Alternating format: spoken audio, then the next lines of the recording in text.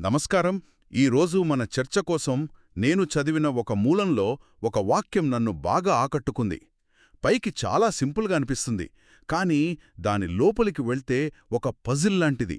ఆ వాక్యమేమిటంటే, ఇది లేనప్పుడు అది ఉద్భవించదు, దీని నిరోధం వలన అది నిరోధించబడుతుంది. వినడానికి కొంచెం టెక్నికల్గా ఉంది కదా, అసలు దీని అర్థమేమై ఉంటుంది? మీరు చెప్పింది నిజమే. అది వినడానికి ఏదో గణిత సూత్రంలా అనిపిస్తుంది. కానీ ఇది మానవ అనుభవానికి సంబంధించిన ఒక చాలా లోతైన విశ్లేషణ. ఇది కేవలం ఒక పొడుపు కథగాదు, ఇది మూడవ ఆర్యసత్యంగా చెప్పబడే నిరోధ అనే భావన యొక్క సారాంశమన్నమాట. నిరోధ అంటే నిలిపివేయడం? అవును, నిలిపివేయడం. మొదటి రెండు ఆర్యసత్యాలు సమస్యను అంటే దుఃఖాన్ని, దానికి కారణాన్ని విశ్లేషిస్తే, ఈ మూడవది ఒక శుభవార్తలాంటిది. శుభవార్త? అవును, దుఃఖాన్ని అంతం చేయడానికి ఒక మార్గముంది, ఒక తార్కికమైన పద్ధతి ఉందని ఇది ప్రకటిస్తుంది. ఈరోజు మన చర్చ అంతా ఈ ప్రకటన వెనుక ఉన్న తర్కాన్ని అర్థం చేసుకోవడంపైనే ఉంటుంది. ఈ పదం బాగుంది, శుభవార్త అని. ఎందుకంటే దుఃఖం, బాధ లాంటి విషయాల గురించి మాట్లాడినప్పుడు అది జీవితంలో తప్పదు అనిపిస్తుంది. కాని దానికి ఒక ముగింపు ఉందని చెప్పడం నిజంగా ఆశను రేకెత్తిస్తుంది. సరే, ఆ లాజిక్లోకి వెళ్దాం. మూలంలో దీనిని విముక్తికి తార్కిక మార్గం అని వర్ణించారు. ఈ లాజిక్ గేట్ అనే పదం నన్ను చాలా ఆకట్టుకుంది. ఆ సూత్రంలోని ఇది, అది అంటే ఏమిటో కొంచెం విడదీసి చెబుతారా? తప్పకుండా. ఇది చాలా స్పష్టమైన కార్యకారణ సంబంధం. ఆ సూత్రాన్ని మనం ఇలా అర్థం చేసుకోవచ్చు. ఇది అంటే కారణం. ఈ బోధనల ప్రకారం ఆ మూల కారణం తృష్ణ. తృష్ణ అంటే కోరిక. అంతులేని కోరిక, దేన్నైనా అంటిపెట్టుకుని ఉండాలనే తపన, దాని వెనక ఉన్న అజ్ఞానం. అదే ఇది. ఇక అది అంటే ఫలితం. ఈ సందర్భంలో ఆ ఫలితమే దుఃఖం. ఓకే, కారణం తృష్ణ, ఫలితం దుఃఖం. సరిగ్గా. కాబట్టి ఆ లాజిక్ చాలా సూటిగా ఉంటుంది. మీరు కారణాన్ని అంటే ఇదిని తొలగిస్తే, దాని ఫలితమైన దుఃఖం అంటే అది దానంతటదే నిలిచిపోతుంది. ఎందుకంటే దానికి పుట్టడానికి ఆధారం లేదు కదా. ఇది ప్రతీత్య సముత్పాద అనే సిద్ధాంతానికి రివర్స్ లాంటిది అన్నారు. ఆ పదం కొంచెం వివరిస్తారా? ప్రతీత్య సముత్పాద అంటే ప్రతిదీ ఒకదానిపై ఒకటి ఆధారపడి ఒక గొలుసుకట్టులా పుడుతుందని చెప్పడం. ఒక చైన్ రియాక్షన్ లాగా. అంతే, ఒక చైన్ రియాక్షన్. అజ్ఞానం వలన సంస్కారాలు, వాటి వలన విజ్ఞానం, ఇలా ఒకదాని తర్వాత ఒకటి పుట్టుకొస్తాయి. ఇది దుఃఖం ఎలా మొదలవుతుందో చూపిస్తుంది. నిరోధ అంటే ఆ గొలుసులోని ఒక లింకును మనం ఎలా విరగ్గొట్టగలమో చూపించడం. ఆ ఒక్క లింక్ విరిగితే చాలన్నమాట. అవును, ఆ ఒక్క లింక్ విరిగితే ఆ తర్వాత వచ్చే గొలుసు మొత్తం దానంతటికి అదే ఆగిపోతుంది. అందుకే ఇదొక లాజిక్ గేట్. కారణముంటే ఫలితముంటుంది, కారణం లేకపోతే ఫలితముండదు. అంతే. ఒక్క నిమిషం, ఇక్కడే నాకొక సందేహం వస్తుంది. రెండవ సత్యం ప్రకారం దుఃఖానికి కారణం కోరికలు అంటున్నాం.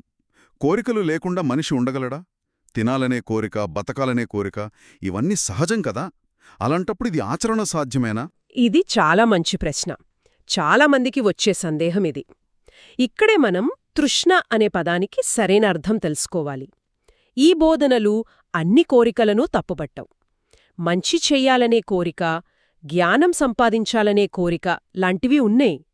వాటిని ఛంద అంటారనే ఎక్కడో చదివాను. అవును, సరిగ్గా చెప్పారు. కాని తృష్ణ వేరు. ఇది దాహం లాంటిది. ఎంత తాగినా తీరని దాహం. ఇది ఒక అతుక్కుపోయే గుణం. ఇది నాకు కావాలి, ఇది లేకపోతే నేను సంతోషంగా ఉండలేను అనే ఒక రకమైన జ్వరం లాంటిది.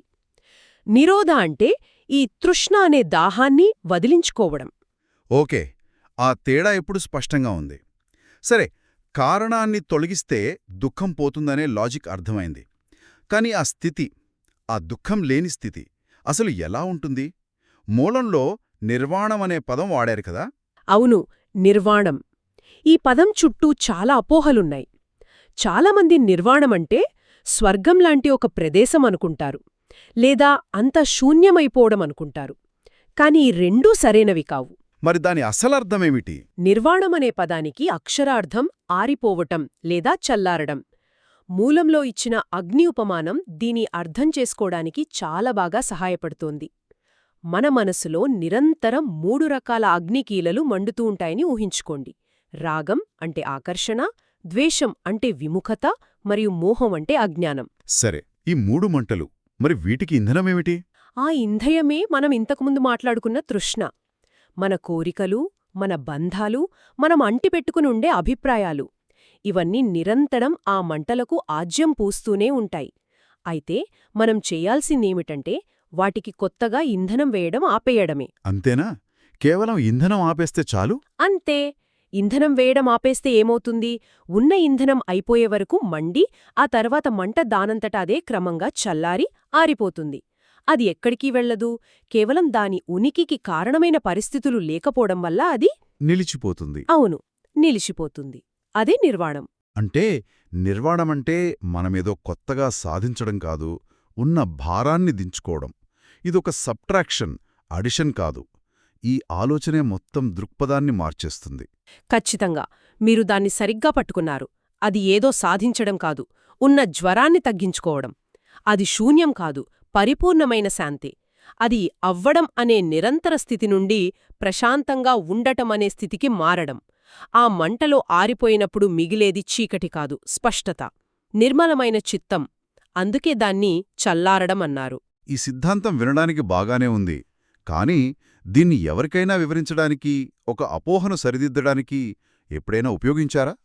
మూలంలో ఒక భిక్షువు కథ గురించి ప్రస్తావన ఉంది. అవును. ఇది కేవలం ఒక తాత్విక ఉపన్యాసం కాదు, ఒక వాస్తవ సంఘటన నుండి పుట్టిన బోధన. ఆ కథలో సాతి అనే ఒక భిక్షువు ఉంటాడు. అతను బోధనలను సరిగ్గా అర్థం చేసుకోకుండా ఒక తప్పుడు అభిప్రాయానికి వస్తాడు. ఏమిటది? ఒకవేళ ఏదైనా శాశ్వతమైనది, మార్పు లేనిది అని మనం నమ్మితే దాన్ని మనం మార్చలేం. ఒకవేళ చైతన్యం శాశ్వతమైనది అయితే బహుశా దుఃఖం కూడా శాశ్వతమైనదేమో అనే ఆలోచనకు అది దారితీస్తుంది. అప్పుడు విముక్తికి మార్గమే ఉండదు. ఓ, అలాగా? అప్పుడు ఈ బోధనకే అర్థముండదు. సరిగ్గా. అందుకే బుద్ధుడు అతన్ని పిలిచి సరిదిద్దుతాడు. ఆయన సరిగ్గా మనం చర్చించుకుంటున్న సూత్రాన్నే ఉపయోగిస్తాడు. ఇది లేకపోతే అది ఉండదు. ఈ సూత్రం ద్వారా చైతన్యంతో సహా ప్రతీదీ కొన్ని పరిస్థితులపై ఆధారపడి మాత్రమే ఉద్భవిస్తుందని వివరిస్తాడు. చైతన్యం గూడానా? అది ఎలా సాధ్యం? ఆయన చాలా ప్రాక్టికల్గా వివరిస్తాడు. ఒక నిర్దిష్ట ఇంద్రియం దాని వస్తువుతో కలిసినప్పుడు మాత్రమే దానికి సంబంధించిన చైతన్యం పుడుతుంది అంటాడు. ఉదాహరణకు, కన్ను మరియు ఒక రూపం కలిస్తేనే దృష్టికి సంబంధించిన చైతన్యం కలుగుతుంది.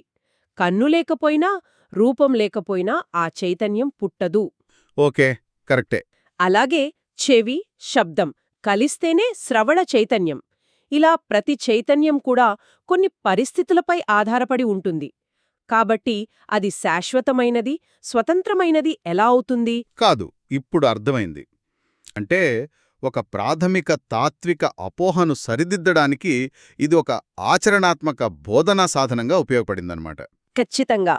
సాతి యొక్క అపోహను సరిదిద్దడం ద్వారా ఆయన ఒక పెద్ద సత్యాన్ని స్థాపిస్తున్నాడు. చైతన్యంలాంటి అత్యంత సూక్ష్మమైన విషయమే పరిస్థితులపై ఆధారపడినప్పుడు ఇక దుఃఖమనే అనుభవం కూడా ఖచ్చితంగా పరిస్థితులపై ఆధారపడి ఉంటుందని రుజువవుతుంది. ఏదీ మార్చలేనిది కాదు. ఇదే ఆ శుభవార్త అంటే. అవును. దుఃఖం మన అస్తిత్వంలో ఒక శాశ్వత భాగం కాదు. అది పరిస్థితులపై ఆధారపడి ఉంది కాబట్టి ఆ పరిస్థితులను మార్చడం ద్వారా దాన్ని అంతం చేయవచ్చు అనే బలమైన నమ్మకం కలుగుతుంది. సరే, ఇప్పటివరకు మనం చర్చించిన విషయాలను ఒక్కసారి కలిపి చూస్తే, దుఃఖానికి ఒక కారణం ఉంది, అదే తృష్ణ. ఆ కారణాన్ని తొలగిస్తే దాని ఫలితమైన దుఃఖం నిలిచిపోతుంది. ఇది కేవలం ఒక సిద్ధాంతం కాదు, నిర్వాణం అని వర్ణించబడిన ఒక తార్కికమైన, సాధించగల స్థితి. అవును. ఈ ఆలోచన మన దృక్పథంలో ఒక మౌలికమైన మార్పును తెస్తుంది. సాధారణంగా మనం నాకు ఇలా జరిగింది, నా జీవితం ఇంతే అని మనల్ని మనం బాధితులుగా చూసుకుంటాం. కాని ఈ బోధనలు మనల్ని బాధితుడి స్థానం నుండి ఒక పరిశోధకుడి స్థానానికి మారుస్తాయి. పరిశోధకుడి స్థానమా? అవును. నాకు ఎందుకు ఇలా అనిపిస్తోంది? దీని వెనుక ఉన్న కారణాలేమిటి? నా ఏ ఆలోచనలు ఈ అశాంతికి ఇంధనంగా పనిచేస్తున్నాయి అని మనల్ని మనం ప్రశ్నించుకునేలా చేస్తాయి. ఆ కారణాలను అర్థం చేసుకుని వాటిని తొలగించడంలోనే అసలైన శక్తి, అసలైన స్వేచ్ఛ ఉన్నాయి. అద్భుతంగా చెప్పారు. అంటే నిరోధ సూత్రం దుఃఖానికి మూల కారణాలను లక్ష్యంగా చేసుకోవడం ద్వారా దాని నుండి బయటపడటానికి ఒక తార్కికమైన మరియు ఆశాజనకమైన మార్గాన్ని అందిస్తుంది. అది కేవలం బాధను అణిచిపెట్టడం కాదు, దాని పునాదులనే తొలగించడం. ఖచ్చితంగా. ఇది సమస్య యొక్క లక్షణాలకు చికిత్స చేయడం కాదు, దాని మూలాన్ని పరిష్కరించడం లాంటిది. ఈ చర్చ మనల్ని ఒక ఆసక్తికరమైన వ్యక్తిగత ప్రశ్న దగ్గర వదిలేస్తుంది. మూలాల ప్రకారం కారణాలను తొలగించినప్పుడు దుఃఖం నిలిచిపోతుంది. ఇది మనల్ని ఒక ముఖ్యమైన ప్రశ్న వైపు నడిపిస్తుంది. మన దైనందిన జీవితంలో మన అశాంతి, అసంతృప్తి అనే మంటలకు మనం తెలియకుండానే ఏ చిన్న చిన్న ఇంధనాలను అందిస్తున్నాం? అది ఒకరిపై పెంచుకున్న అంచనా కావచ్చు. లేదా ఒక పాత అభిప్రాయాన్ని పట్టుకు వేలాడటం కావచ్చు. లేదా ఒక చిన్న అలవాటు కావచ్చు. వాటిలో ఒక్కదానికి ఇంధనం వేయడం ఆపేస్తే ఎలా ఉంటుంది? ఆ ఒక్క మార్పు మన అనుభవాన్ని ఎలా ప్రభావితం చేస్తుంది? బహుశా ఈ ప్రశ్న గురించి ఆలోచించటమే ఆచరణలో మొదటి అడుగు కావచ్చు.